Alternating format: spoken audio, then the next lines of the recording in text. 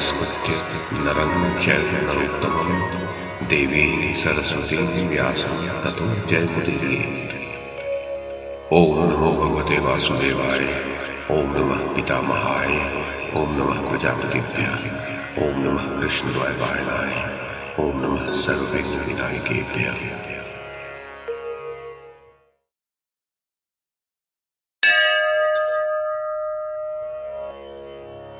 संजय ने कहा, महाराज धृतराष्ट्र, तदनंतर कौरव वीरों को बड़े वेग से धनुष उठाए देख अर्जुन ने भगवान श्री कृष्ण से कहा, जनार्दन, आप अश्वों को हाकिए और इस सैन्य सागर में प्रवेश कीजिए।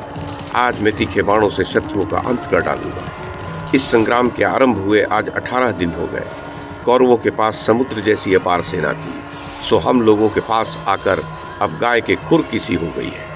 मुझे आशा थी कि पितामह भीष्म के मारे जाने पर दुर्योधन संधि कर लेगा, किंतु उस मूर्ख ने ऐसा नहीं किया। भीष्म जी ने सच्ची और हितकर बात बताई थी, किंतु बुद्धि मारी जाने के कारण उसने उसे भी नहीं स्वीकार किया। फिर क्रमशः आचार्य द्रोण, कर्ण और विकर्ण आदि के मारे जाने पर बहुत थोड़ी सी सेना बच रही है, तब भी युद्ध समाप्त नहीं हुआ। भूरिश्रवा, शल्व, शाल्व और अवंती के राजकुमार मारे गए, फिर भी इस मारकाट का अंत न हो सका। जयद्रथ, बाल्हिक, राक्षस अलायुध, सोमदत्त, वीरवर भगदत्त, काम्बोजराज तथा दुशासन की मृत्यु हो जाने पर भी यह संहार न रुक सका। भैया भीमसेन के हाथ से अनेक अक्षौहिणीपति मारे गए। ये देखकर भी लोभ और मोह के कारण युद्ध समाप्त नहीं हुआ। जिसको अपने हिताहित का ज्ञान है, जो मूर्ख नहीं है, ऐसा कौन पुरुष होगा जो शत्रु को गुण, बल और वीरता में अपने से अधिक जानकर भी उससे लोहा लेने का साहस करेगा। आपने भी पांडवों से संधि करने के विषय में उससे हितकारक वचन कहा था, किंतु वह उसके मन में नहीं बैठा। जब आपकी ही बात पर वह ध्यान न दे सका तो दूसरे किसी की कैसे सुन सकता था। जिसने संधि के विषय में कहने पर भीष्म, द्रोण और विदुर की भी बात टाल दी, उसे राह पर लाने के लिए अब और कौन सी औषधि है। जिसने मूर्खतावश अपने वृद्ध पिता की बात नहीं मानी, हित की बात बताने वाली माता का अपमान किया, उसे और किसी की बात कैसे अच्छी लगेगी। निश्चय ही ये दुर्योधन का जन्म इस कुल का अंत करने के लिए हुआ है। महात्मा विदुर ने मुझसे बहुत बार कहा था कि दुर्योधन अपने जीते जी तुम लोगों को राज्य का भाग नहीं देगा, सदा ही तुम्हारा अहित किया करेगा। उसको युद्ध के सिवा और किसी प्रकार जीतना असंभव है। आज ये सारी बातें सत्य जान पड़ रही हैं। जिस मूर्ख ने भगवान परशुराम जी के मुख से यथार्थ और हितकर वचन सुनकर भी उसकी अवहेलना कर दी, वह निश्चय ही विनाश के मुख में स्थित है। दुर्योधन के जन्म लेते ही बहुतेरे सिद्ध पुरुषों ने कहा था कि इस दुरात्मा के कारण क्षत्रिय कुल का महान संहार होगा। उनकी बात आज सत्य हो रही है, क्योंकि दुर्योधन के लिए यहाँ असंख्य राजाओं का संहार हुआ है। अतः आज मैं समस्त कौरव योद्धाओं का वध करूँगा।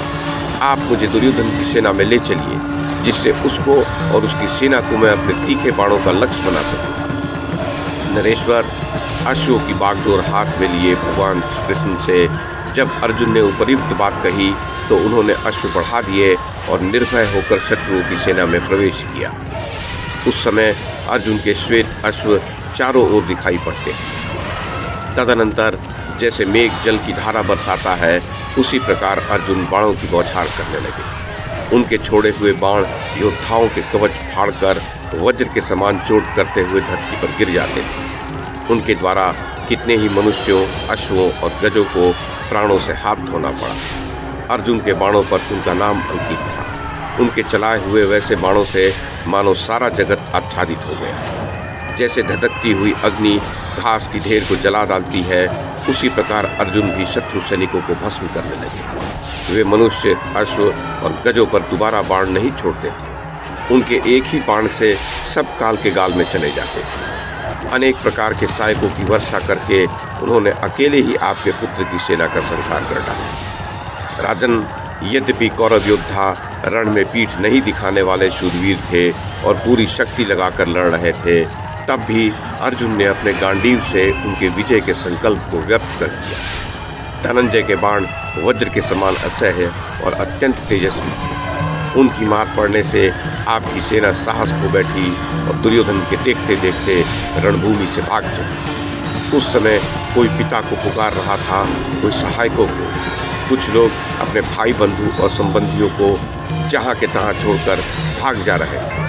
बहुत से महारथी पार्थ के बाणों से अत्यंत आहत हो जाने के कारण मूर्छित हो रणभूमि में ही पड़े पड़े उच्छ्वास ले रहे थे। उनको दूसरे लोग रथ पर चढ़ाकर खड़ी दो खड़ी आश्वासन दे रहे थे।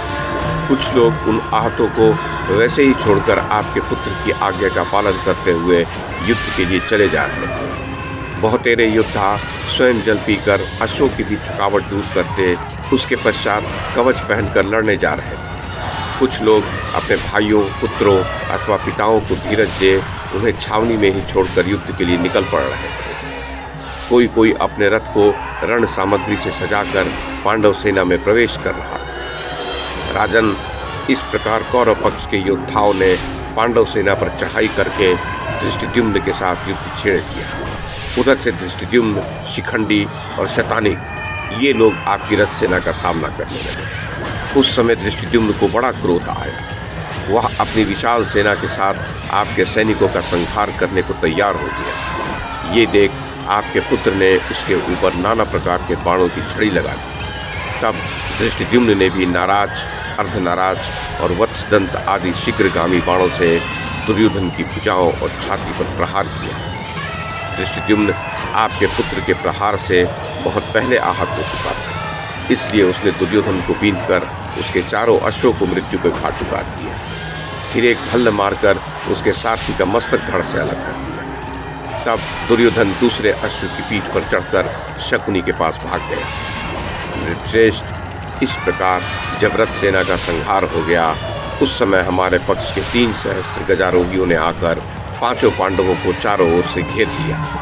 भगवान श्री कृष्ण जिनके सारथी हैं, वे अर्जुन पर्वताकार गजराजों से घिरकर उन्हें अपने तीखे नाराजों का लक्ष्य बनाने लगे। वहां हमने देखा उनके एक ही बाण से विदीर्ण होकर बड़े बड़े गजराज धराशायी हो रहे हैं। दूसरी ओर से महाबली भीमसेन भी अपने रथ से कूदे और बहुत बड़ी गदा हाथ में लेकर दंडधारी यमराज की भांति उन गजों पर टूट पड़े। उन्हें गदा हाथ में लिए देख आपके सैनिक थर्रा उठे। उनका मलमूत्र निकल पड़ा और सब पर उद्वेग छा गया। भीम की गदा के आघात से गजों के कुंभ स्थल फूट जाते और वे धूल में भरे हुए इधर उधर भागते देखे जाते। कितने ही गज गदा की चोट से आहत हो चिघाड़ कर गिर पड़ते थे। गज सेना की ये दुर्दशा देख आपके सारे सैनिक भय से कांप उठे। उसी प्रकार युधिष्ठिर और नकुल सहदेव भी आपके गज सवारों को यमलोक भेज रहे हैं। राजन, उसी समय अश्वत्थामा, कृपाचार्य और कृतवर्मा ने रथ सेना में दुर्योधन को ढूंढा और जब वह नहीं मिला तब उन्होंने वहां खड़े हुए क्षत्रियों से पूछा, राजा दुर्योधन कहाँ गए?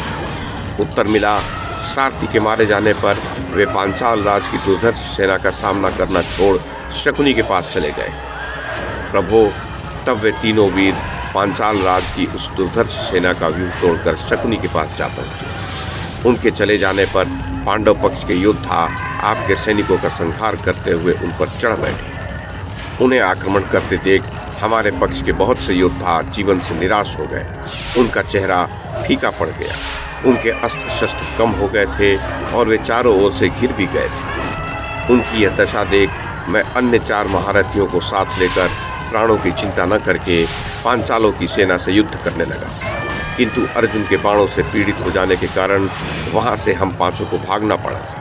तब सेना सहित धृष्टद्युम्न के साथ हमारी मुठभेड़ हुई, किंतु द्रुपद कुमार ने हम सब लोगों को परास्त कर दिया। वहां से भागकर जब हम दूसरी ओर गए तो महारथी सात्विकी दिखाई पड़ा। वह अत्यंत निकट आ गया था।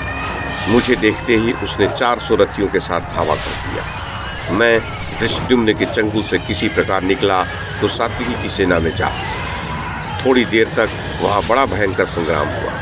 सात्विकी ने मेरी सारी युद्ध सामग्री नष्ट कर दी और मुझे पकड़ भी लिया, मुझे बंदी बना लिया।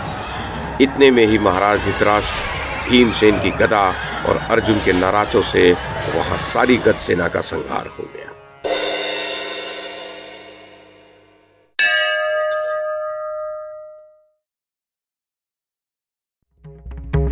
YouTube के माध्यम से महाभारत की कथा को एक श्रृंखला के रूप में प्रस्तुत करने का हमारा ये प्रयास यदि आपको सराहनीय लगा हो तो कृपया इस कड़ी को लाइक और शेयर करें, चैनल को सब्सक्राइब करें और बेल आइकन को दबाएं। साथ में अन्य लोगों को भी देखने के लिए प्रेरित करें।